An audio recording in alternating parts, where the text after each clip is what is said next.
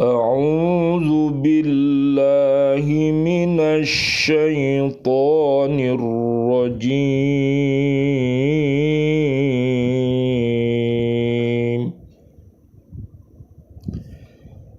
بسم الله الرحمن الرحيم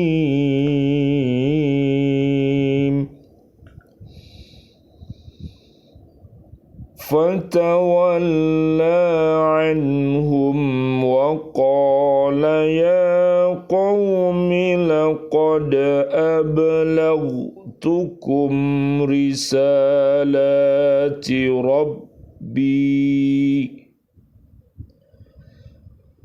لقد أبلغتكم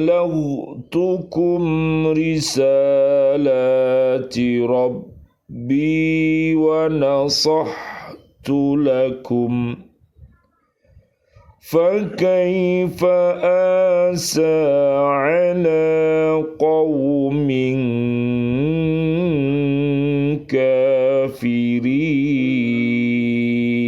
كافرين وما أرسلنا في قرية من نبي إلا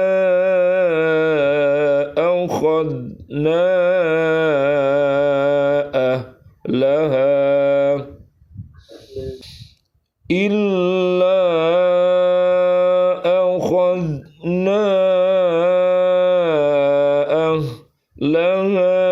بالبأساء والضراء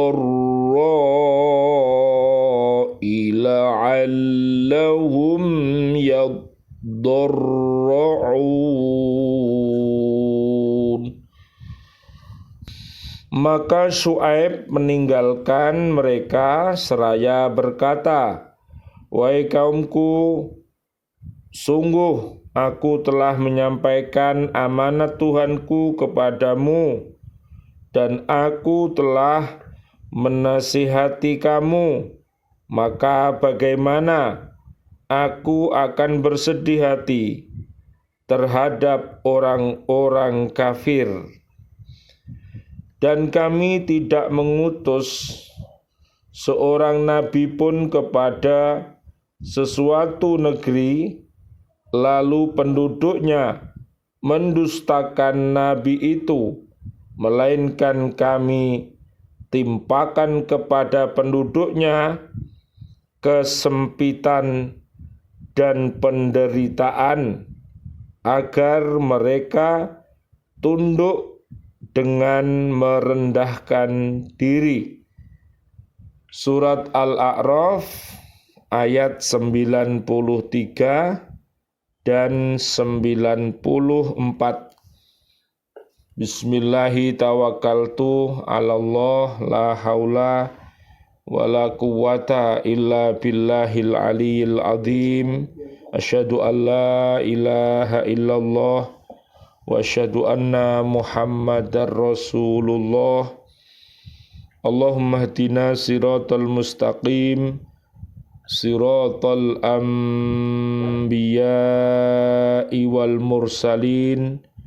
Allahumma khtim lana bil Islam, Allahumma khtim lana bil iman, Allahumma khtim lana bil ihsan, Allahumma khtim lana bi husnil khatimah, wa na'udzu bika min su'il khatimah, wa na'udzu bika minal kafirin, wa na'udzu bika minadh dhalimin, wa na'udzu bika minal fasikin, wa na'udzu bika minal munafikin, wa na'udzu bika minal musyrikin. Amin ya rabbal alamin. Amin. Biaunillah, biidnillah, biridhoillah. Alhamdulillah, malam hari ini kita bertemu lagi dengan BCA di Islamic Center Surabaya. Pada malam hari ini, alhamdulillah, kita bisa untuk senantiasa berhakko tilawati yang barusan tadi dibaca. Jadi kemudian mari kita tingkatkan untuk berhakko tukoti, dan kita lanjutkan untuk berhakko jihadi. Mudah-mudahan dengan wasilah ini Bapak dan Ibu peserta BCA di Islamic Center Surabaya senantiasa mendapatkan hidayah dari Allah Subhanahu wa Ta'ala. Mudah-mudahan akidahnya mantap, kemudian syariatnya mantap, kemudian ibadahnya juga mantap, dan mau senantiasa untuk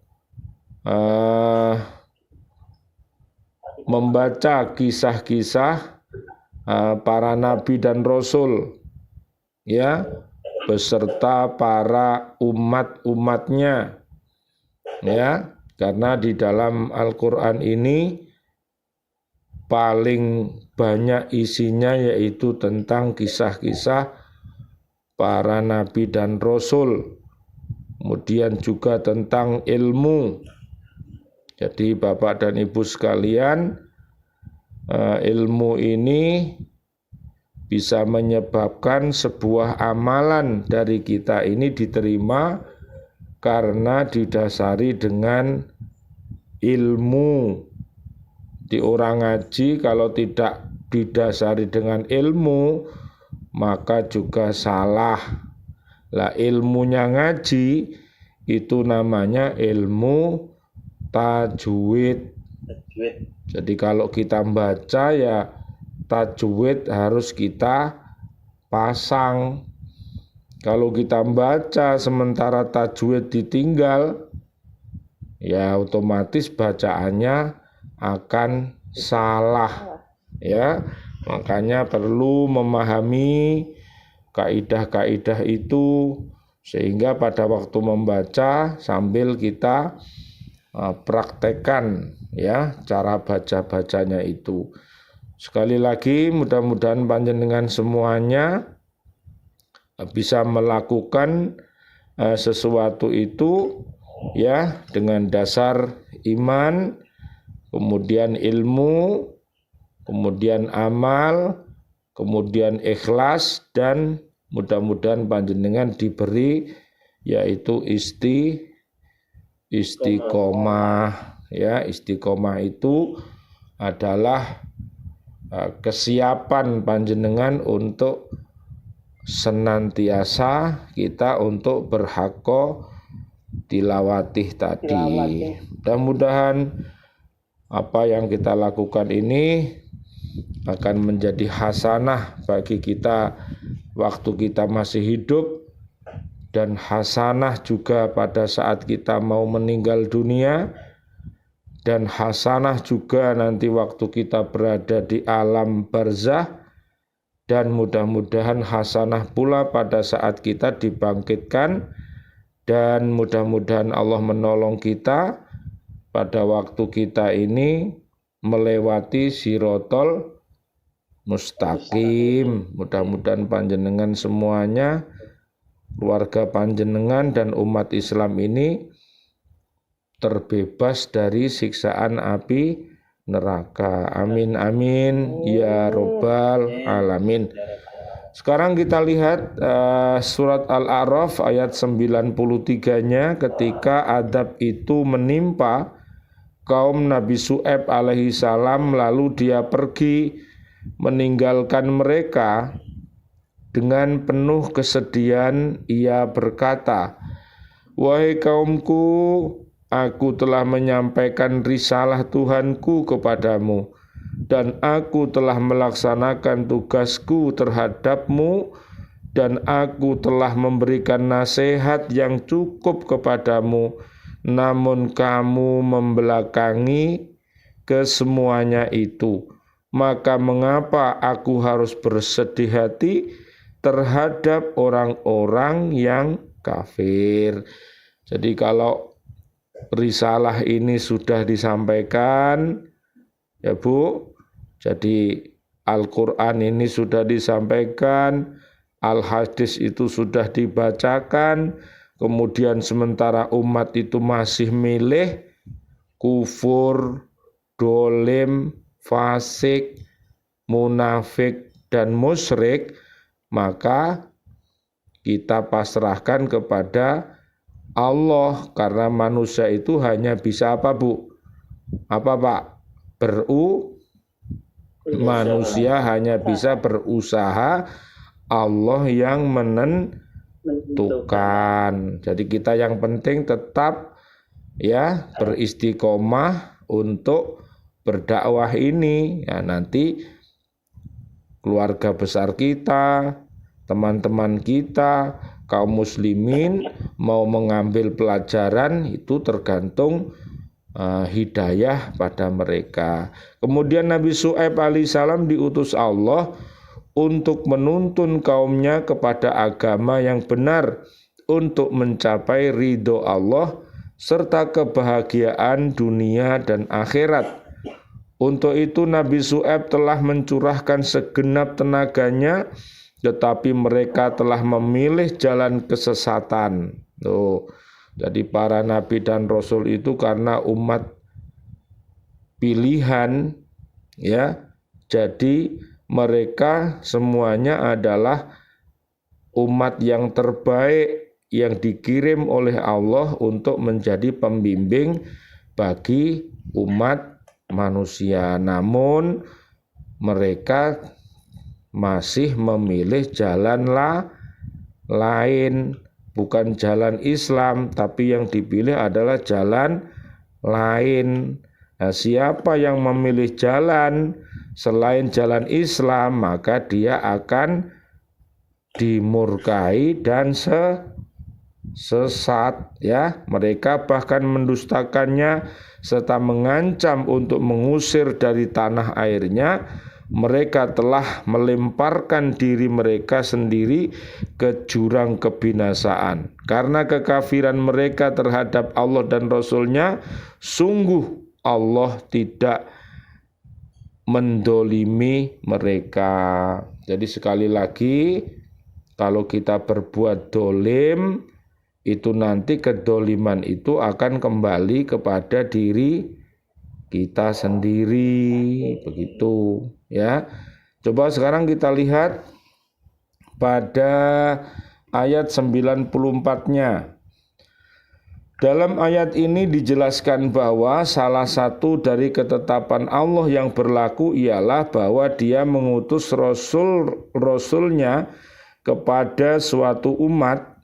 Kemudian apabila umat tersebut mendustakan rasulnya, maka Allah menimpakan cobaan kepada umat tersebut berupa kesempitan rezeki dan penderitaan.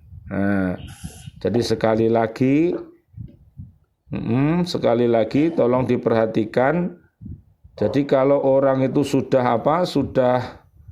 disempitkan rezekinya, jadi rezeki itu termasuk ya sandang, pangan, papan, dan paling tinggi rezeki itu adalah iman dan takwa. Kalau sudah iman dan takwa itu enggak ada, maka ya ia hanya dapat dunia dan isinya saja, dan itu termasuk penderitaan yang sangat dirasakan oleh manusia. Minta tolong Pak Yani untuk dibuka surat 20 Pak Yani, 124.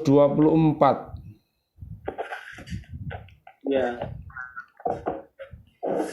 Dan barang siapa berpaling dari peringatanku, maka sungguh dia akan menjalani kehidupan yang sempit, dan kami akan mengumpulkannya pada hari kiamat dalam keadaan buta. Ya, jadi kesempitan itu bermula dari hilangnya iman, hilangnya Islam yang ada pada dirinya. Jadi lama-lama Islamnya redup, lama-lama imannya hilang, Akhirnya lama-lama dia jauh dengan Allah. Akhirnya yang ada sempit, padahal dunia ini lebar, tapi dadi sempit. Nah, iya, jadi istilahnya itu Bu Tuti namanya putus asa. Kalau misalnya dunia ini lebar, tapi dikatakan bahwa dunia itu sempit, itu namanya putus asa. Apalagi nanti setelah dia meninggal, matanya sudah diambil sama Allah, sehingga dia kembali ke akhirat, dia nabyak gak ono sing nuntun terus piye, buta si buta, jalan yo gak ono sing ngesakno. Di akhirat itu jalan sendiri-sendiri. Nah, dikarenakan mereka buta. Lah, coba lihat 125-nya Pak Wawan. Dia berkata, "Ya Tuhanku, mengapa engkau kumpulkan aku dalam keadaan buta, padahal dahulu aku dapat melihat?" Nah, dia tanya, mengapa dulu aku bisa melihat wajah temanku, aku bisa melihat wajahku melalui cermin ya, sekarang kok buta. Nah, ini kalau orang itu tidak ngaji gak ngerti Pak. Jadi nanti ada buta, nanti waktu kembali orang-orang kafir itu dibutakan sama Allah, orang-orang yang dolim juga buta, orang yang fasik juga buta, munafik juga buta, musyrik buta. Nah, lawannya buta itu bisa melihat.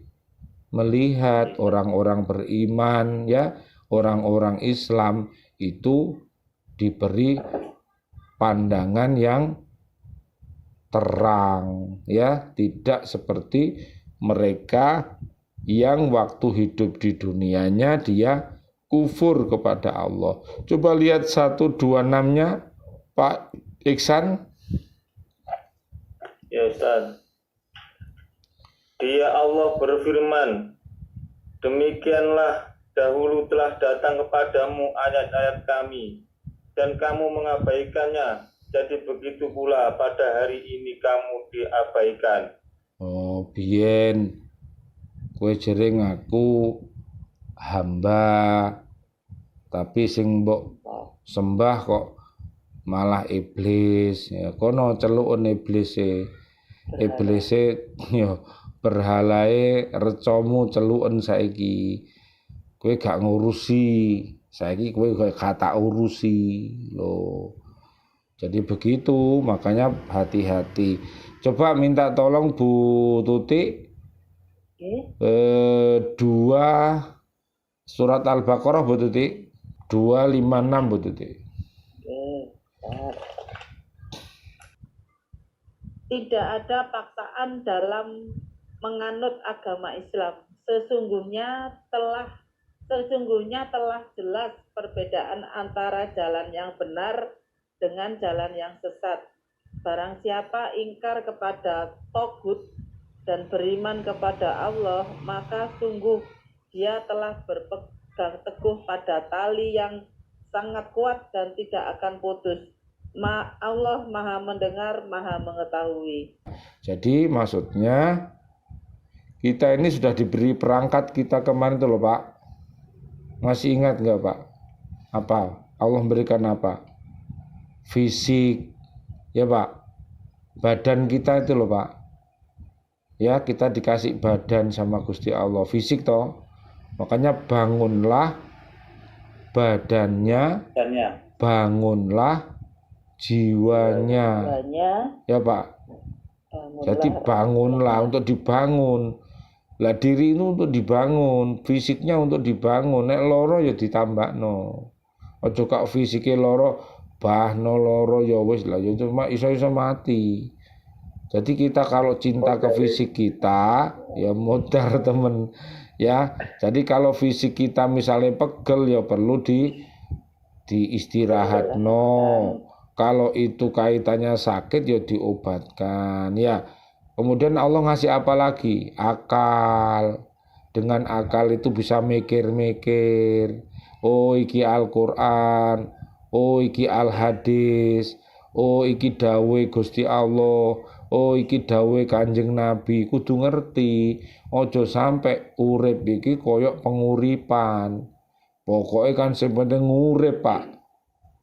Sing penting urip, Pak. Sing penting iku. Yo ojo. Nyalan tonggo. Akeh tunggale. Ya. Jadi ada akal ya. Nah, kemudian ada lagi nafsu. Nah, ini yang perlu ditundukkan melalui firman suci ini. Nafsu kita itu jahat. Ada nafsu apa, Pak? Ada nafsu mutmainnah, ada nafsu amarah, ada nafsu sofiyah, ada nafsu lawamah. Nah, itu ya. Jadi nafsu, kemudian ada kolbu, ada hati. Lah hati kita itu kita isi dengan ya kebaikan-kebaikan itu, porosnya itu ada di hati. Makanya hati mudah-mudahan dengan ngaji ini panjenengan hatinya menjadi kolbul Quran ya, hatinya seperti Quran, kolbun salim. Coba Pak Bambang 257-nya Pak Bambang. 257 ya Ustaz ya. Iya. Allah pelindung orang yang beriman. Dia mengeluarkan mereka dari kegelapan kepada cahaya iman. Dan orang-orang yang kafir, pelindung-pelindungnya adalah setan yang mengeluarkan mereka dari cahaya kepada kegelapan. Mereka adalah penghuni neraka. Mereka kekal di dalamnya. Nah, jadi penghuni neraka, pelindungnya setan. Akhirnya ya awalnya terang jadi gelap, akhirnya ya dibangkitkan dalam keadaan buta tadi ya. Maka hati-hati jangan sampai kita ini mengikuti langkah-langkah setan ya. Cobaan tersebut dimaksudkan untuk menyadarkan mereka sehingga menjadi umat yang tunduk dan rendah hati dengan ikhlas berdoa kehadirat Allah Subhanahu wa taala agar mereka dilepaskan dari adab tersebut. Jadi sekali lagi, dengan adanya cobaan, kesempitan, susah, ya bingung, penderitaan itu supaya umatnya itu mau kembali kepada Allah ya. Kemewahan dan kesenangan hidup menyebabkan manusia lupa kepada Allah. Akan tetapi bila suatu ketika ia ditimpa kesusahan dan kesempitan, maka hal itu akan menimbulkan kesadaran dalam hatinya, lalu kembali ke jalan yang ditunjukkan agamanya dan berusaha untuk memperbaiki dirinya. Allah berfirman, walau basatallahu rizqa li'ibadihi labaghaw fil ardi walaki yunazzilu biqadarin ma yasha'u innahu bi'ibadihi khabirum basir. Dan sekiranya Allah melapangkan rizki kepada hamba-hambanya, niscaya mereka akan berbuat melampaui batas di bumi. Tetapi Dia menurunkan dengan ukuran yang Dia kehendaki. Sungguh Dia maha teliti terhadap keadaan hamba-hambanya, maha melihat. Asy-Syu'ara ayat 27. Seseorang baru dapat merasakan nikmatnya kekayaan bila suatu ketika ia pernah kehilangan kekayaan itu. Seorang baru mengerti nikmat kesehatan bila suatu ketika ia pernah sakit. Demikian pula halnya dengan nikmat-nikmat lainnya yang telah dikaruniakan Allah kepada manusia. Dengan demikian jelaslah apabila suatu ketika Allah mencabut nikmat-nikmatnya dari seseorang atau suatu bangsa, maka tujuannya agar mereka sadar dan mau beriman dan taat kepada Allah, yakin akan sifat-sifat kekuasaan, keadilan dan kasih sayang Allah kepada makhluknya, sehingga mereka akan kembali merendahkan diri kepada Allah dan tunduk kepada peraturannya, serta mengharapkan ampunannya untuk melepaskan mereka dari kesusahan yang menimpanya. Jadi itu ya Pak. Jadi tujuannya ujian itu supaya manusia mau kembali. Pak Yani minta tolong Pak Yani. Surat 30 Pak. Oh dulu Pak Yani. 30 terus baru 41 Pak Yani. Arum Pak Yani. Maka hadapkanlah wajahmu dengan lurus kepada agama Islam. Sesuai fitrah Allah, disebabkan Dia telah menciptakan manusia menurut fitrah. Itu tidak ada perubahan pada ciptaan Allah. Itulah agama yang lurus, tetapi kebanyakan manusia tidak mengetahui. Coba 31-nya. Dengan kembali bertobat kepadanya dan bertakwalah kepadanya, serta laksanakanlah salat, dan janganlah kamu termasuk orang-orang yang mempersekutukan Allah. Terus 32. Yaitu orang-orang yang memecah belah agama mereka, dan mereka menjadi beberapa golongan. Setiap golongan merasa bangga dengan apa yang ada pada golongan mereka. Oh ya, pecah apa tadi? Pecah belah. Pecah, akhirnya dipecah-pecah, gowo setan akhirnya, dimong karo setan. Enek pecah ya dimong karo setan. 41-nya Pak. Telah tampak kerusakan di darat dan di laut disebabkan karena perbuatan tangan manusia. Allah menghendaki agar mereka merasakan sebagian dari akibat perbuatan mereka, agar mereka kembali ke jalan yang benar. Nah, jadi tobat ya, tobat itu adalah obat kuat ya. Kalau mau tobat ya diberi kekuatan ya, bisa dilihat nanti surat 11 ayat 52 dan surat 71 ayat 10 sampai 12. Mudah-mudahan ngaji kita pada malam hari ini akan menghapuskan segala kesalahan-kesalahan kita, dan mari kita senantiasa untuk bertaubat. Astagfirullah wa atubu ilaik.